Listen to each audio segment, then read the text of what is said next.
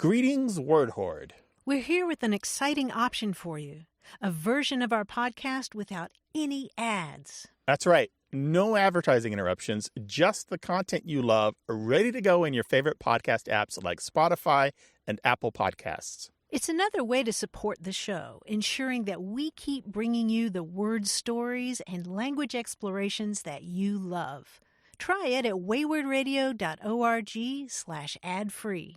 And it's affordable. For just a small subscription fee, you can enjoy Away with Words uninterrupted, except by us. Plus, it makes a great gift. Know somebody who loves language as much as you do?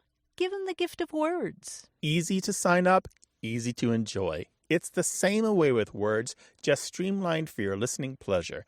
Go to waywardradio.org/ad-free. Support us, support the show, and enjoy an ad-free listening experience. waywardradio.org/ad-free. Thank you. You're listening to Away with Words, the show about language and how we use it. I'm Grant Barrett. And I'm Martha Barnett. I want to tell you the tale of two towns. They're in the Deep South, and they both have something unusual in common. One of them is Remlap, which is in Alabama. It's just north of Birmingham. Mm-hmm. And the other is Treblock, and that is in Mississippi, just south of Tupelo. And the reason that they have something in common is the fact that these names are formed by spelling other words backwards. So Palmer and Colbert or Colbert. Yes, yes. There's something about that word remlap that immediately makes you think that it's a word backwards. Right? Yeah. Or something out of a science fiction novel or something. But yeah, these terms are called anonyms, ANANYMS, anonyms. And that's a special kind of anagram that forms a name because you're taking a word and spelling it backwards. So Remlap and Treblock. Remlap and Treblock. And they're where? Remlap is in Alabama, and Treblock is in Mississippi. And in fact, in Kentucky, my home state, the town of Combs, C-O-M-B, used to be called Lennut. Lennut. L-E-N-N-U-T. Tunnel? It was near a tunnel. Oh. Okay, sure. And then they changed the name. That's outstanding. You know, for a while, my siblings and I had 4 siblings. We would say our names backward. And mine actually kind of works. Tanarg. Oh, yeah? Yeah. Yeah, I'm Athram Edenrab. That's not bad. That's not bad. Tanarg Tarab. That's me. I'll share another anonym later in the show. And in the meantime, we'd love to hear from you about any aspect of language whatsoever. Call us, 877-929-9673, or send an email to words@waywardradio.org. Hello, you have a way with words. Hi, Martha. This is Donna. I'm calling from Ithaca, New York. Excellent. Well, welcome, Donna. What can we do for you? So I have a very interesting phrase that I've used. For many years, I've been saying to my family, I've had the radish. And I use it when I become frustrated with a project or with someone and I need to walk away from it. I don't remember any of my family members ever using this phrase when I was growing up outside of Boston, Massachusetts. But every time I say it, everybody always kind of smiles at me, and because it's kind of recognized as my go-to remark. And I'm just interested in hearing from you and knowing when you think, when and where I might have picked it up. So when you say I've had the radish, you're just absolutely, what, frustrated, exhausted? Frustrated, walking away. Yeah. If I'm working on a project and it just isn't working for me and I'm not going to complete it, I'll kind of throw my hands up and say, I've had the radish. Got it. And have you used this your whole life or since you got to Ithaca? I don't ever remember using it growing up in Massachusetts. So, yes, I've used it here in New York for the entire time that I've lived here. I will tell you, and now in Ithaca, for the people who don't know, position it in the state of New York first. It's to the east, right? It's upstate. Upstate, yes. But to the east upstate, right? To the west upstate. Really? Central, kind of south Central. of Syracuse. Okay, gotcha. Finger Lakes. It's in the Finger Lakes. Okay. The reason I asked is because it's a little far out from the center of where we know lots of people actually say, I've had the radish, and that's in Vermont. We do find some instances of people using it, of course, in New Hampshire and eastern New York, which is why I was trying to pin that down. So it's not your expression alone. It is something, but it really belongs to that part of the country, though. It doesn't exist outside that area. That's very interesting because after I graduated from college, I lived in Vermont for 5 years before moving to Ithaca, New York. That clicks for me. So you will find this expression, "I've had the radish," pop up in New England, but Vermont it's known to be the home for it. It's almost what I would call a Chamber of Commerce word, which is people from Vermont know that they say this expression and they're rather proud of it. So as to the origins of it, there are some theories floating around that I give no quarter to, but the one that is most likely, the one that any etymologist would prefer, is that it comes from a French expression. And the French expression is "n'avoir plus un radis," which means to not have a radish any longer, or to not have a radish, or "je n'ai plus un radis." I don't have a radish. And I know that it's the opposite of "I've had the radish," but the thinking is, in the French expression, which means I'm broke, I don't have any money, I'm exhausted, my funds are exhausted, my resources are depleted, that there's a flip there because not only do you not have a radish, you ate the radish, or the radish is already gone that you did have. So it's an extension of the French expression, I believe, and as do other people who've looked into this term. Very interesting, Grant. Well, that solves the mystery, and I probably picked it up in those few years in Vermont. Mm-hmm. The other part of this that makes me think that it comes from French, besides the proximity of Vermont to French-speaking Canada, is there's also a French expression which is tenir son radis, which means to have one's radish. And that means you fight or defend something vigorously. And if you've had the radish, it means you are no longer capable of defending or fighting vigorously. You're done with the battle, which is why I've had the radish to mean I'm finished, I'm done, I'm tired, I'm exhausted, I'm sick of this. That it makes perfect sense to me. I can see the logical progression between the French into the English. Good. Well, you've solved the mystery for me. Excellent. Thank you so much for your call. We really appreciate it. Thank you. All right, take care. Bye-bye. So the quibble I might have with that argument is, how does it go from meaning I'm broke, I have no money, to meaning I'm exhausted? And that's just because we have these similar verbs in both languages, French and English, where to be depleted could be resources like money, or it could be energy or interest even, or ambition. Sure, it makes sense to me. Yeah, just it's a kind of both talking about a kind of depletion. Yeah, I've had it. Yeah, I'm done. I'm exhausted. Yeah, Dunsky. 877-929-9673.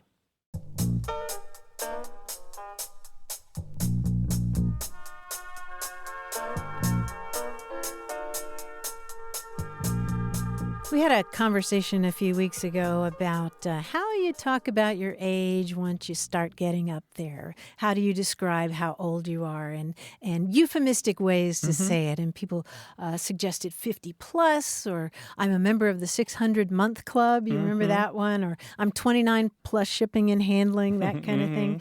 We got a voicemail from Gene Teriak in Greenwood, Indiana, who said that his mother-in-law used to say, "I'm at that cute age." And so he and his wife have started using that as well. I'm at that cute age. Right. So you don't have to give an answer. Nobody needs the number. They just need to know that you feel good about yourself right now. Right, right. You're used to using that about little kids, right? 6 or 7 or 2 or 3. They're at that cute age. But I'm at that cute age. No, that works for any decade. Right. Yeah. You can be at that cute age anytime. Talk to us on Twitter at WAYWORD. Hello, you have a way with words. Good morning. This is Eleni Wagner, and I'm from Fort Atkinson, Wisconsin. Welcome, Eleni. What can we do for you? Well, I have a friend who refers to me as being a clothes horse. And where I grew up, that was not a compliment. She means it as a compliment. And where she grew up, it meant somebody who could wear clothes well or dressed well. Where I grew up, if you referred to someone as being a clothes horse, it was not exactly derogatory, but it was like, well, they spend a lot of money on clothes. They're kind of obsessed about clothing all the time. And my friend is from Pennsylvania, and I'm from Wisconsin, so I don't know if that's part of the difference. Did you take great offense when she said that, or was it just a little subtle thing? Kind of like one of those little jabs, you know? I'm like, Ah. oh, wait a minute. So I finally said something, and she said, well, I mean that as a compliment. Where I come from, that's a compliment. And I'm like, so I always, every time she does that, I have to kind of take a deep breath, and it's like, okay. She means that you wear the clothes well, that you look nice and you wear nice clothes, right? Right. Yeah, you're stylish. I've seen it as positive, but by far and away, it's usually negative. Throughout the history of the figurative use of clothes horse, it's almost always poking fun at somebody for spending too much time and money on their appearance. Well, and that's how I always took it. Yeah. But we do find off and on throughout history it's kind of neutral because there are circles of people where spending a lot of time and money on your appearance is a good thing. It is the way that you were meant to present yourself to the world, particularly for women. There's parts of our culture where even now that's the thing that you do. You spend money on clothes, and maybe they wouldn't see clothes horse as derogatory. It just meant that you looked nice, you dressed nice. They hang nicely upon your frame. And you know what a clothes horse is, right, originally? No, I don't. Oh, okay. This is a drying rack for clothes. This is a kind of a frame that you wash your clothes by hand, perhaps, and then you hang them on the frame so that there are no creases or knobs or bumps in the wrong places, so that they dry flat or dry straight. Was it in the shape of a horse, and that's how that came about, or Roughly, what? it's got 4 legs. It's kind of like a sawhorse. It's got 4 legs and roughly like a backbone or a spine, and there are a variety of different shapes for these, but generally they sit on the ground on 4 legs. Yeah, it sort of has that same function as a horse when you think about draping a blanket over a horse. Very good, yeah. Our word easel has the same idea in it. It comes from a Dutch word that means donkey. Oh, easel. Because it bears the it bears the weight of the painting. Okay. Yeah, I've always had a sense of clothes horses being a little bit, just like you put a little bit too much emphasis on clothing. Mm-hmm. It's not just wearing your clothes; it's showing them off. Okay. Well, like I say, every time she says that, it's like, okay, she means it as a compliment, and because I don't think of myself that way. Yeah, but it sounds like she was using it admiringly. So if right? she's a true friend and not a frenemy, take her word for it and just accept it as a compliment. And I'm working on that. All right. Eleni, thank you for your call. We really appreciate it. Oh, thank you so much. All right, take care. Have a now. good Thanks day. for calling. Bye. Bye-bye. Bye. We were talking earlier about the word radish, and as a matter of fact, I was talking about the word radish over sushi the other night with some friends. It goes all the way back to the Latin word radix, which means root, and the stem of that word is radic, which is the root of a lot of other cool words, like, for example, radical. If you're radical, you have this something really fundamental about you. Or if you talk about the square root of, say, 4, that's radical 4, which is 2, right, in mathematics. And another word that's related to that whole linguistic family is eradicate. If you eradicate something, you pull it up by the roots. Oh, nice. I hadn't thought of that. Yeah. So if I'm skating really well on my skateboard and I say, that was radical, it goes back to having good roots? No. It's gone a ways. It's taken a journey since Taking a that. journey. English will do that. English is rad. Come take a journey with us, 877-929-9673.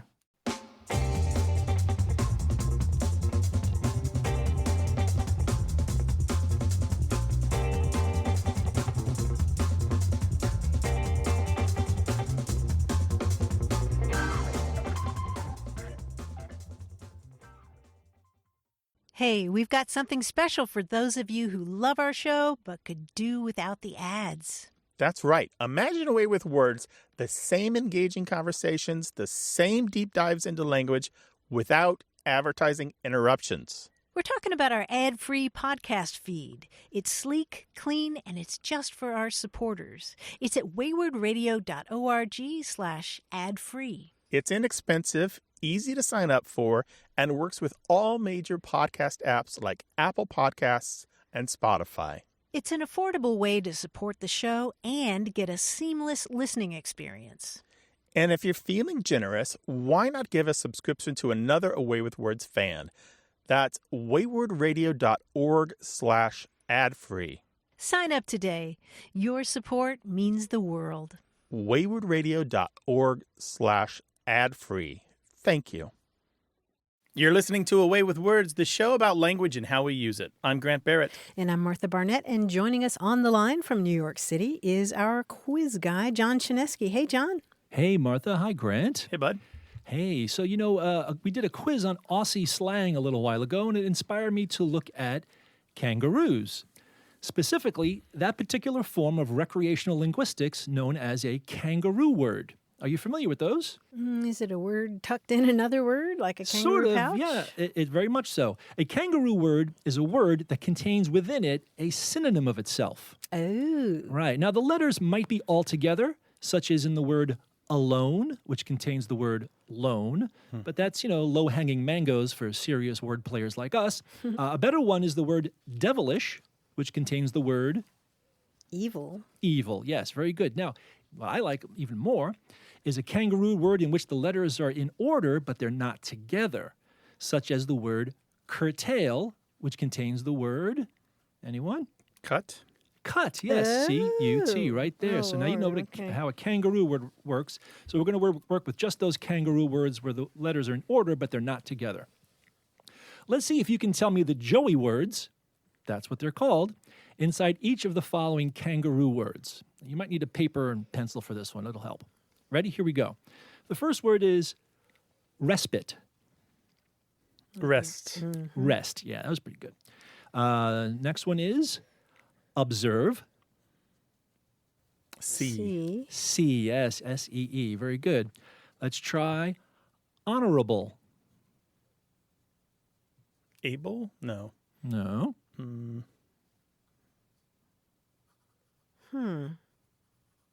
Honorable? Noble. Honorable. What's that? Noble. Oh, right. Noble, yes. Very good, Grant. Let's try this one. Destruction. Destruction. Yeah.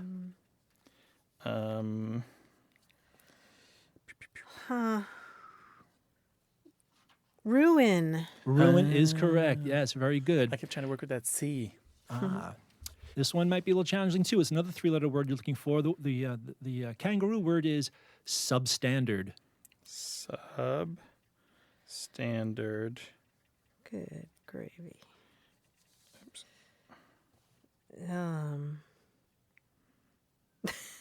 Bad. Bad is right. Oh, good. I was just sitting here looking at the word, and I just realized the word sad could also be substandard. Sure, That's pretty fine, too. Yeah, those are called twin kangaroo words with Oh, two how Joeys. cute. Yeah. Let's try the word strives. Strives. Tries. Strives. Tries. Tries, yes, tries, very good. I actually like this one very much. The word prematurely. Prematurely. Early. Early Oh, is correct. look at Yes, this, very Grant. good. That's Now, great. I have a lot of friends who collect different kinds of wordplay, Oh. and I encourage, that is, urge you to leave the real kangaroos alone and collect your own set of kangaroo words. So hop to it, everyone. Thanks, John. We'll talk Thanks, to you next guys. week. Take See care you of then. yourself. Well, we are interested in bending your brain. If you've got a question, we've got answers. 877-929-9673 or email words@waywardradio.org. Hello, you have a way with words. Hi, this is Lisa calling from North Carolina. Well, hello, Lisa. What can we do for you? And where are you in North Carolina? I am in Wilmington on the coast. Oh, Lovely. How can we help? I am calling to ask about the phrase, who struck John? My grandmother, who was born in 1905 in Baltimore, used this phrase when I was a child, and I always thought it meant confusion, foolishness, or bad behavior. If my friends and I were cutting up in the house, she would say, we're not going to have any who struck John in this house, and that meant be quiet and settle down. At least that's what we thought. I was wondering where the phrase came from, if you knew, and if it's just a black community thing, because one of my friends who grew up in North Carolina, she said that she heard that phrase growing up as well. Wow. There's a lot here that I love. One is I love the expression cutting up to mean fooling around or cutting a dido or messing about. So traditionally, Who Struck John describes a situation where there's a lot of blame to go around, but nobody can really come to an agreement as to who is at fault. You might find it in politics, for example, So Who Struck John is about an argument that goes nowhere or a debate that has no end. So I think what your grandmother, was your grandmother? Yes. I think what she was saying was, I don't care who started it. I don't want to hear your arguments. Just stop it. It's not necessarily a black community thing, although there's no reason it couldn't also be a part of that. It dates at least to the early 1900s, but there's a really two curious things about it. It had a resurgence in the 1950s after World War II, when kind of modern American politics really got started and these big national debates that we're still fighting now started to happen. And there was a newspaper columnist by the name of Jimmy Cannon who had a book published in 1956 that used the title Who Struck John, and he apparently was very fond of the term. So you'll find, if you look in newspaper databases, you'll just find Who Struck John everywhere, even when they don't mention his particular book. But earlier than that, the interesting thing is, before Who Struck John, people didn't say Who Struck John. They said, Who Struck Billy Patterson? And we don't know who John was, and we don't know who Billy Patterson was, although there's been a lot of speculation that I won't go into. But the Billy Patterson version of the saying, exactly the same meaning, like a lot of debate, a lot of argument that can never be resolved, dates to the 1840s. And that, by the way, probably comes from a minstrel song that was sung on stage by black performers. I don't have that song with me, but apparently in the song, somebody is trying to get to the bottom of who hit his brother. And so the whole thing is this never-ending, unanswerable question about who hit his brother. And it's a comic piece, apparently. So anyway, so it goes back quite a ways. Again, I don't know why it switched to John in the early 1900s, but there's a serious, definitely a bridge between these two expressions, Who Struck Billy Patterson and Who Struck John. They're used in exactly the same way, just the name changed. Lisa, what do you think of that? I am surprised and shocked. Glad to know that there is a historic grounding in that phrase, which was just so common when I was growing up. So you were cutting up a lot? Is that what you're telling us? No, not quite. Perfect, I kind of thought it was a euphemism for a curse word, MFS. Since it flows kind of rhythmically, a lot of Who Struck John, a lot of MFS. So I was wondering if it was a curse word, but I'm glad it was not a euphemism. No. I know that it has a historic basis. Yeah, as far as we know, not a euphemism. Okay. Thank you so much for your call. We really appreciate it, Lisa. Thank you. Y'all have a great You day. too. Take care. Goodbye. 877-929-9673.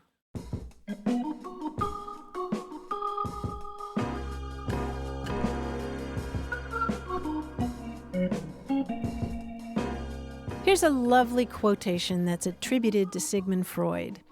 Everywhere I go, I find a poet has been there before me. What was the context of that? Do you know? Well, actually, I started doing some digging, and as lovely as that quote is not from Sigmund Freud. It was some influencer last year on Instagram. Well, yeah, and it's on a lot of posters now. Everywhere I go, I find a poet has been there before me. I mean, it's sort of lovely to think about Sigmund Freud thinking about human consciousness and admitting that poets have been there long before he ever got there. Or you could say it of yourself. But the Freud Museum in the UK has done some digging on this, and they say that he's not on record as having said this, and it's probably a corruption of another quote from him, which is, "The poets and philosophers before me discovered the unconscious. What I discovered was the scientific method by which the unconscious can be studied." Yeah. That happens, right? Inevitably, that quote will end up in the mouth of Shakespeare, Lincoln, or right, or Einstein. But. Right. I know there's another one that's attributed to Freud. Time spent with cats is never wasted. Did he say that one?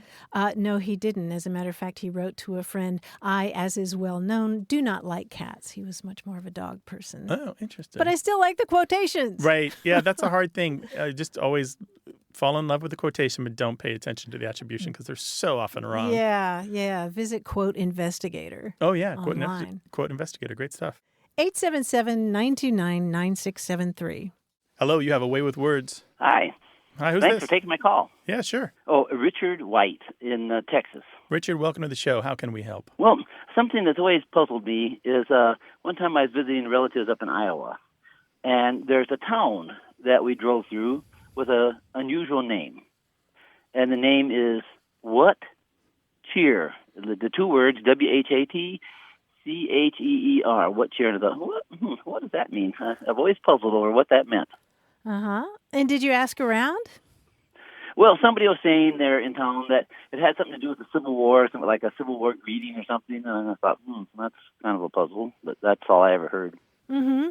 Yeah, well, what cheer has long been a friendly greeting for hundreds and hundreds of years. What I find really interesting about it is the word cheer itself in English means simply an emotional state or a disposition or a mood or a humor. And so you can have sorry cheer, you can have dull cheer, you can have heavy cheer, or you can have wrathful cheer. Those are all examples of words that have been used in connection with cheer. So when you're saying what cheer to somebody, you're asking, how you doing? What kind of mood are you in? Mm-hmm. And there are different stories floating around about why that particular expression was applied to a name in eastern Iowa. There's one story that goes that one of the early residents was originally from Providence, Rhode Island, and wanted to do something in honor of his hometown. And apparently the expression what cheer was closely associated with Providence, Rhode Island, and the idea that when European settlers came to that site in Rhode Island, they were greeted by Native Americans there who said, what cheer Neetop, which means Neetop in the Narragansett language means friend. So it may have something to do with that, but that's just one of the stories that's floating around about why it's called what cheer. And they literally were speaking English because they'd gotten it from other settlers, right? Mm-hmm. So just to clarify, in the 1600s, Europeans landed in what is now Rhode Island. The Native Americans greeted them with what cheer. Mm-hmm. Somebody from Rhode Island moved to Iowa. When they needed a name for the town, he possibly suggested it, and then they used it. Yes, that's one of the stories. Gotcha. Floating around. Now, the Civil War story, there's not much to that because the expression is 400 years older than the Civil War, right? So today we would say, how you doing? Yeah. How you feeling? Yeah. How goes it? Mm-hmm. Yeah. Although I like what cheer. Well, thank you so much. I just really enjoyed it. That's really amazing.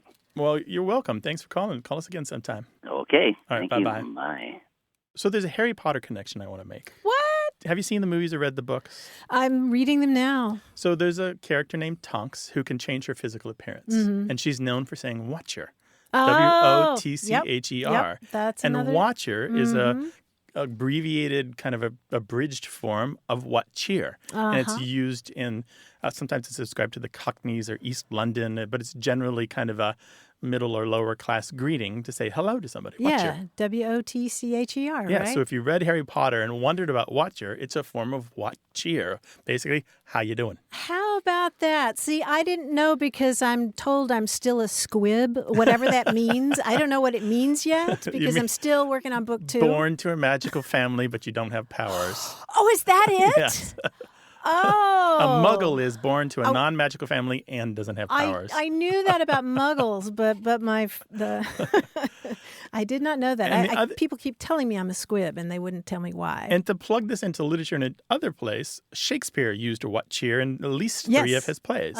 So what cheer has kind of been there in the Anglosphere for a very long time and pops up again and again. You have to just connect the pieces, as we always say on the show. Every word has a story. It leaves an imprint. There's a spore. Yep. And that's a great one. And now I want to adopt that. Watcher. Might sound a little fake. All right. I'll finish the Harry Potter series first. 877-929-9673. Hello. You have a way with words. Hi. I'm Margaret Young from Denton, Texas. Hey, Margaret. What's up? Okay. So I spent about 22 years in northern New Mexico. I worked for a university there in Las Vegas, New Mexico, and when I was working there, there's 3 cities in northern New Mexico. There's Santa Fe, Las Vegas, and Taos, and it forms kind of a triangle. And within that triangle, there are people there who speak Spanish, or they grew up speaking Spanish but now speak English. And so when they speak, when we're talking to them about everyday things, oftentimes they'll say something like, "Oh, I was going to go visit Joe last night, but I landed up visiting Sue instead." So instead of using what we would normally hear somebody say, like, "I ended up going to here or there," they use the term landed.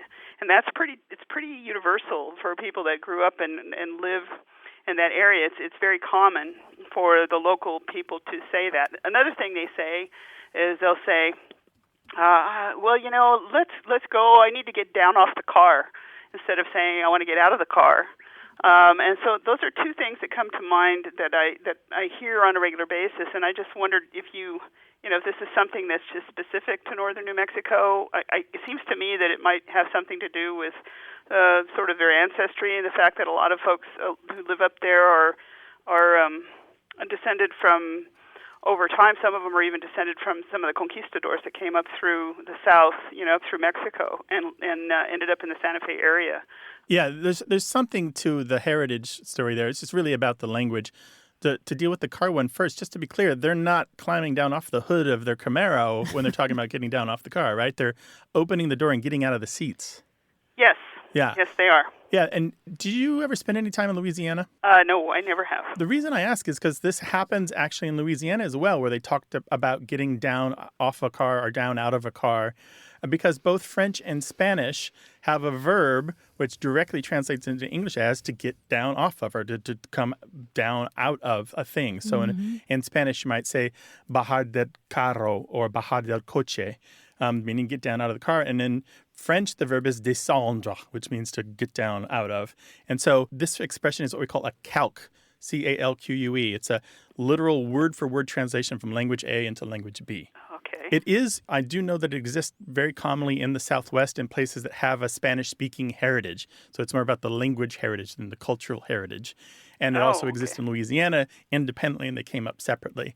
As for the other one, landed up in, I know that New Mexicans often talk about it as a landed up in, meaning to end up in a place as if it's theirs, but it's actually very widespread. It's common throughout the United Kingdom. It's used here and there throughout the United States. It might be a little more common in New Mexico, but it isn't particularly New Mexican at all to say I landed up in. This is a mix, obviously, of to end up in a place or to land in a place, meaning to arrive in a place. So more than likely it keeps being reinvented. I could see that happening over and over again, and it might become fixed in the local language. You'll find it in Irish novels. You'll find it in BBC commenters talking about it. You'll find it in forum threads from Australia. So it's not just that one part of the English-speaking world. I can almost picture somebody landing up on shore, washing up on shore like that. But it's also logical to land up at a place, right? To mean that that's where you fixed landed, your flag, you ended right? up there. Yeah, I landed somewhere, but it's just for me anyway. I had never heard it before, so it was kind of unique to the people that I knew in northern New Mexico. Well, like I said, I think it might be a little more common there, and I know they certainly, when you see a list of New Mexican slang that people have put together, it sometimes shows up on those lists. So they do believe that it's theirs, and sometimes that's enough to make it a local thing. Well, thank you. I didn't know there was a list of New Mexican slang. Oh, yeah. Google it, New Mexican slang. You'll find wonderful things out there. Also look for Burqueño slang, the slang of Albuquerque. Oh, yeah, from Albuquerque. Yeah. Right. Margaret, thank you so much for calling. Thank you so much. I appreciate it. Take care now. Bye-bye. Bye-bye. Bye-bye. So the landed up isn't from Spanish, for example? No, the landed up isn't from Spanish. The landed up is just a normal mixing of two idioms in English to come up with a new one. And by the way, if you want to learn some more of that Burqueño slang, just look for it on our website. If there's a word or phrase that's puzzled you, we'd love to hear about it. You can call us at 877-929-9673 or send your questions and comments in email to words@waywardradio.org.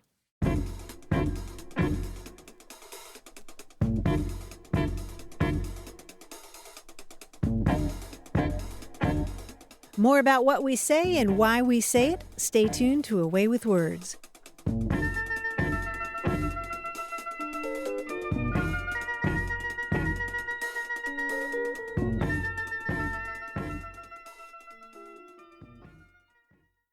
Got a minute?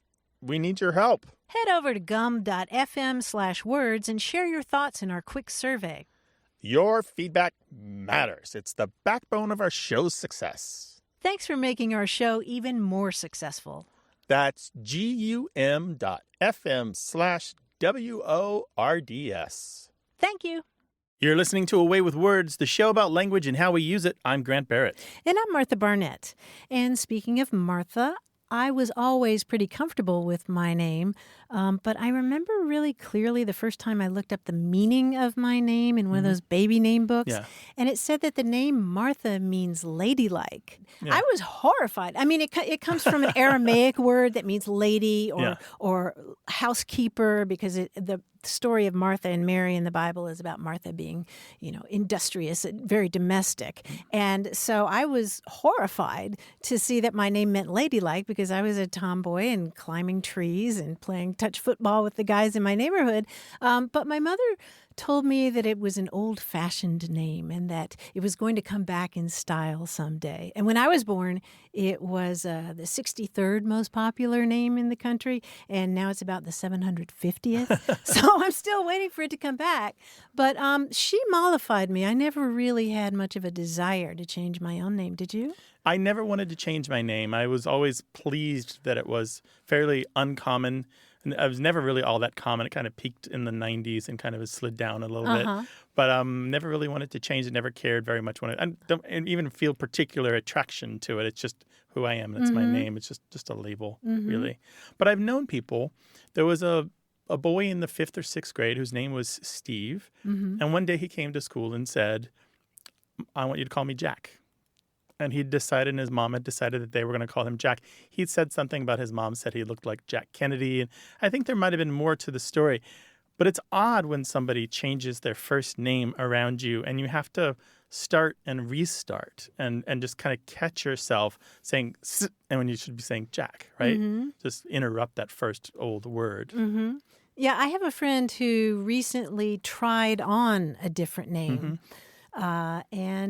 Because she had some trauma associated with her original name, and she tried on this other name, and people were really supportive of her. But after a few weeks, she just decided I had to try it on to know that it didn't fit. Yeah. That exercise actually made her go back to her original name and her memory of herself before that trauma occurred. I knew somebody who worked in advertising with me, and her name was Polly until she decided to call herself something else. She felt that she wasn't being taken seriously as a Polly, P-O-L-L-Y.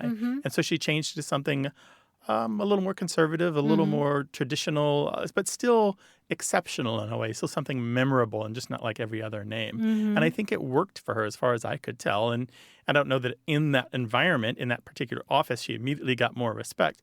But I'm betting that in her whole life to come, people treated her differently and with a little more respect because she wasn't called Polly. And you and I know people in common who have changed their names because of gender issues. And that's a whole big deal. And sometimes folks do try on new names to see what matches the person that they're going to be, right? This new place that they're finding themselves. Well, we'd love to hear your thoughts about it. Did you have a name that you decided to get rid of and replace with another one? Or did somebody close to you change their name and you're having problems with it? Give us a call, 877-929-9673, or send your stories in email to words@waywardradio.org. Hi there, you have a way with words. Hello, good morning. My name is Marcos Cavuzzo, and I'm from San Diego, California. Ah, welcome. What can we do for you? I just had 2 questions today that are related to sports. I'm an avid sports fan, and I'm also a personal trainer.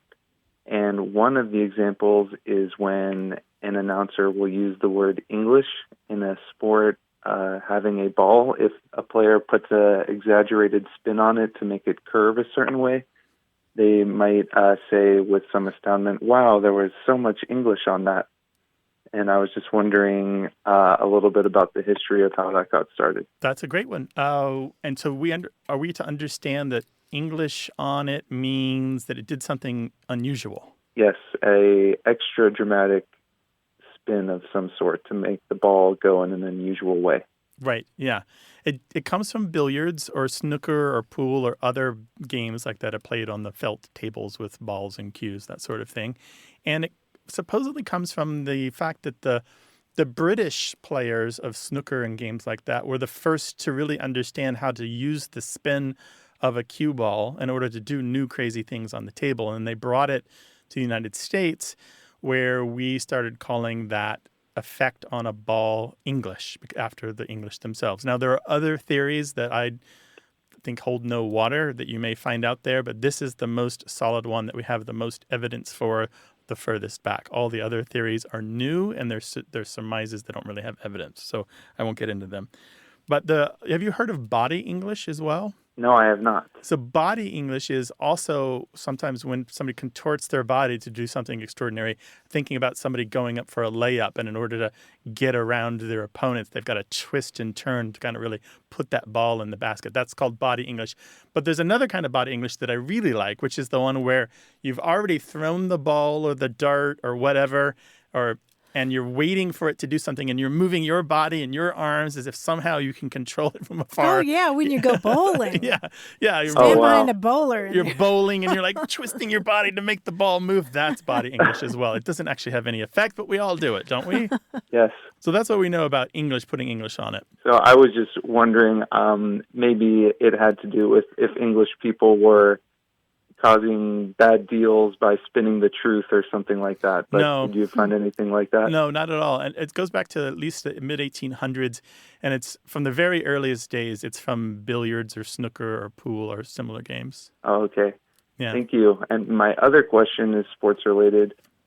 When an announcer will use the word mustard, if a player is receiving a pass and it has been thrown too hard where they cannot control it and they end up dropping the pass, either fumbling it or hitting it out of bounds, they will sometimes say there was a lot of mustard on that one. Yeah. What was that? 2016, I think we talked about that on the show. You can look it up on our website, but the short version is to put the mustard on a ball means to add a little spice to it. Think about spicy mustard and the little bite that it has, the tang, the oomph. So it's just really using the food metaphor to mean something sharp's happening there, something really pungent and pointed. Yeah, you're not adding yogurt to it. No. You're adding mustard. Yeah, mustard. That's it. Yeah, I thought that it might have something to do with spice, but I was also wondering if there was any evidence for maybe in baseball they've had different cases of pitchers using grease on the ball. Yeah. And then I was thinking maybe like a dark brown granular mustard may have been used as a way to grease the ball sometime. I think once that ball ended up in the umpire's hands, that he would smell it, right? Oh, yeah. Oh, great. As far as I know, there's no evidence for that. The best source that we know for all baseball language is Paul Dixon's Baseball Dictionary. So if you have that, he's got a solid entry on mustard. Okay. So it was usually first used in baseball? Yep. Comes from baseball, and it's been used for many decades. Okay. Well, So thank there you you very go. much. Marco, thank you so much for your call. We really appreciate it. Yeah, thank you so much. I love your show. Thank you. Take Thanks. Bye-bye. care. Bye. 877-929-9673.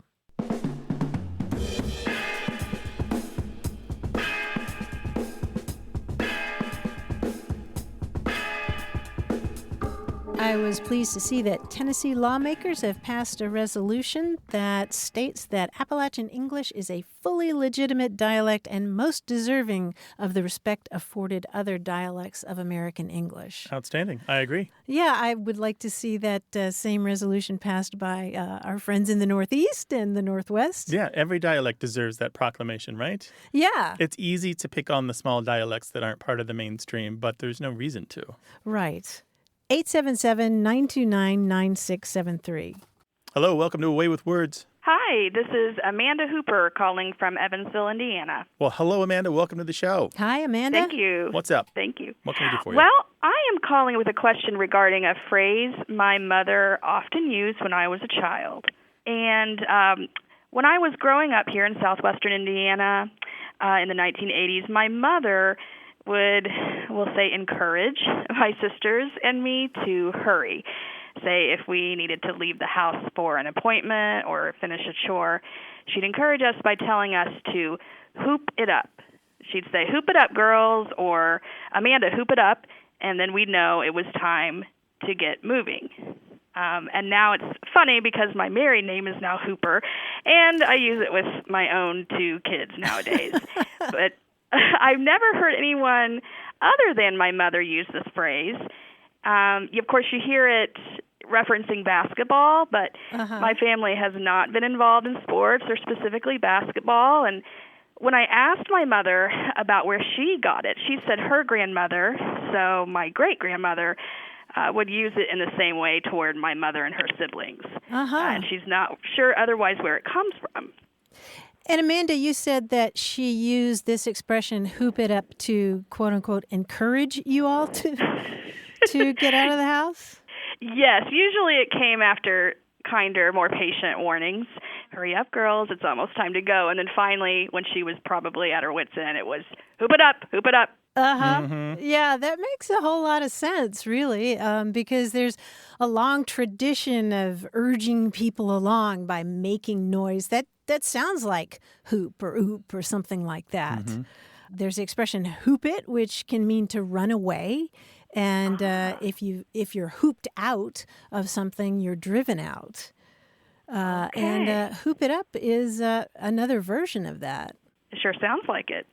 Well, I had wondered if it was related somehow to maybe whoop it up, but she always said hoop, so so I was just curious about that history. Yeah, they're related for sure, because some people do pronounce the H and hoop, like whooping cough, and some people don't, and so they're actually the same.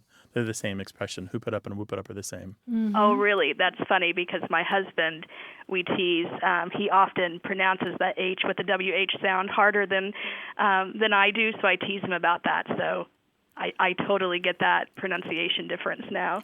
So Martha, am I remembering correctly? This is related to the French houpla. It's HOUPLA, right? Which is a cry of to excitement. Dogs or something like that. Motivation to the dogs hunting the animals. But also, it means excitement in English. We borrowed it in the word hoopla in English. Mm-hmm, yeah, so it's a vigorous motion accompanied by noise. That sounds pretty similar. Well, excellent. That does a lot of clarifying for me, and I just find it also fascinating. I'm a language teacher myself, so I love your show, and I love learning about the history of words and phrases and their evolution. So I'm so glad that you could answer this for me. Well, we're glad to help. Thank you, Amanda, so much. Thank you. All right, take care. You too. 877-929-9673.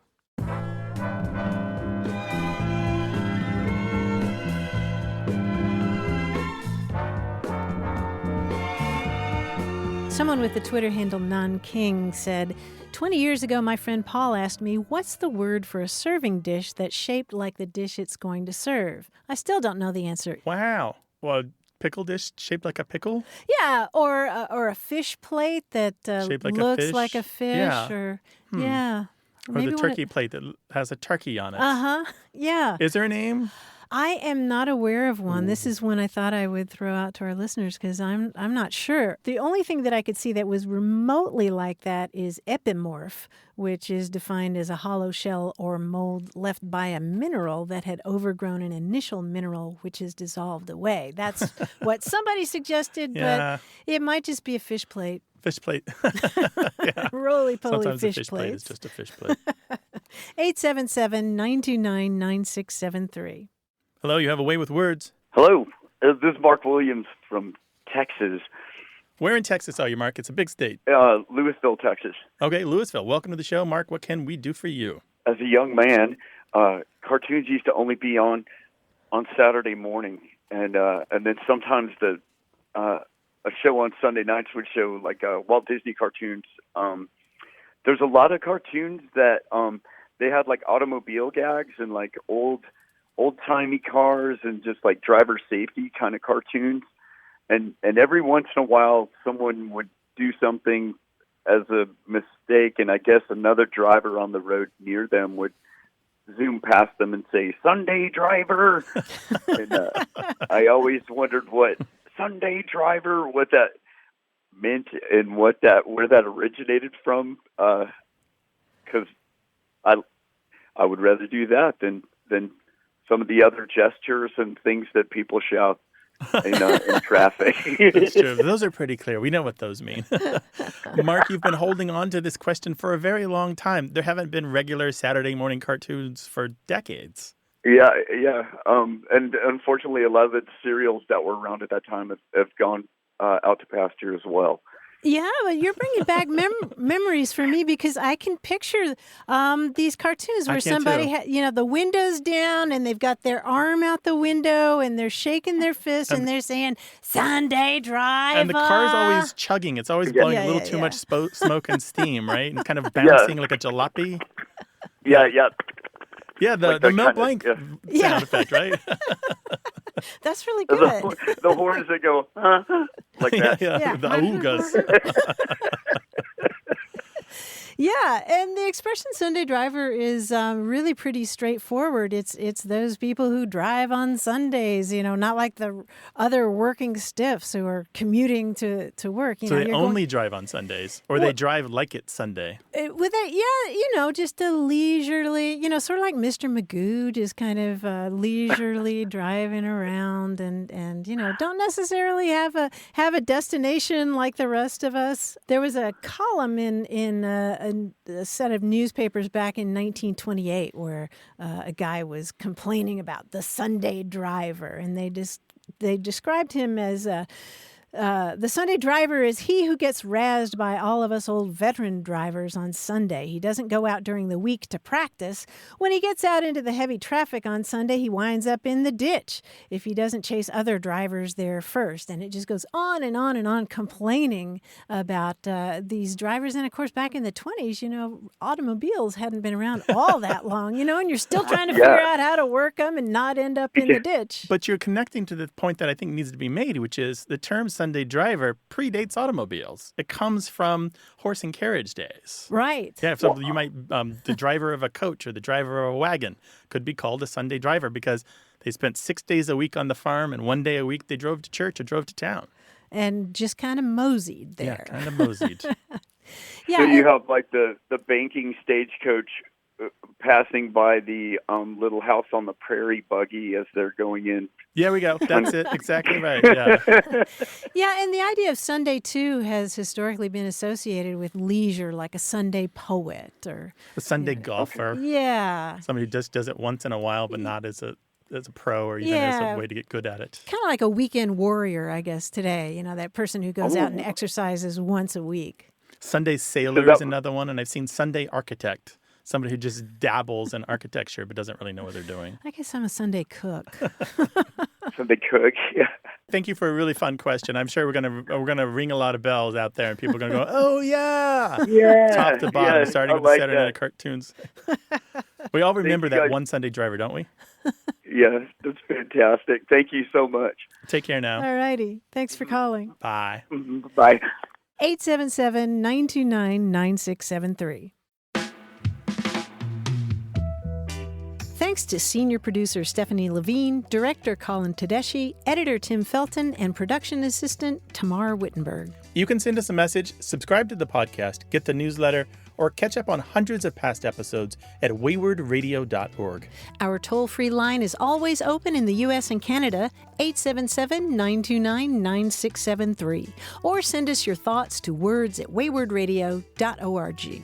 A Way with Words is an independent production of Wayward Inc., a nonprofit supported by listeners and organizations who are changing the way the world talks about language. We're coming to you from the Recording Arts Center at Studio West in San Diego, California. Thanks for listening. I'm Grant Barrett. And I'm Martha Barnett. Until next time, goodbye. Bye.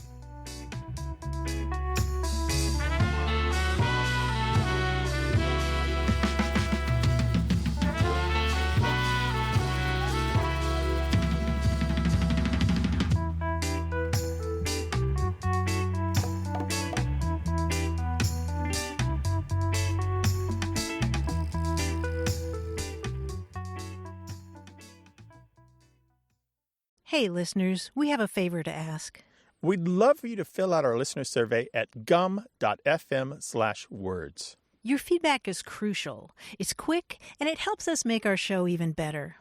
It shapes our show, helps us plan, and ensures we're bringing you the content you love.